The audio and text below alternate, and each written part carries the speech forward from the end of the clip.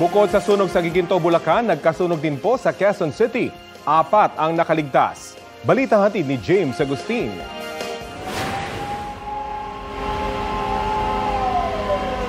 Sumiklab ang malaking sunog sa isang bahay na may 2 palapa sa Mother Ignacia Avenue, Quezon City alas 11:40 kagabi. Dahil gawa sa kahoy, mabilis na nilamon ng apoy ang bahay. Itinaas ng BFP ang unang alarma. Nasa 10 fire truck nila ang rumisponde. Dagdagang mahigit 20 fire truck ng volunteers.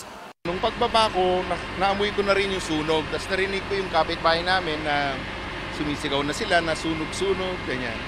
Kaya ang ginawa ko kagad ay, tinawag ko kagad yung asawa ko, ang anak ko, tsaka yung mother ko, para makalabas kami kagad.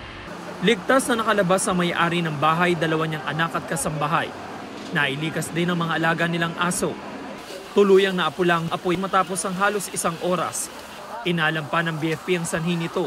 Nagsimula po ang ating sunog sa bandang ground floor po. Nakita po ng isa sa mga nasa loob na meron pong usok. So agad-agad po, tinawag po niya yung kanyang kasambahay para ibaba po lahat ng mga bata at iba pang mga nasa loob para makalabas po agad. Medyo antik na po yung mga components po nung tahanan na yan, no? Nakakalungkot po, nasunog po ang isang ancestral house. Nadamay din sa sunog ang bahagi ng ground floor ng isa pang bahay na nasa dulo ng compound. Inaalam pa ng mga otoridad ang kabuang halaga ng pinsala. James Agustin, nagbabalita para sa GMA Integrated News.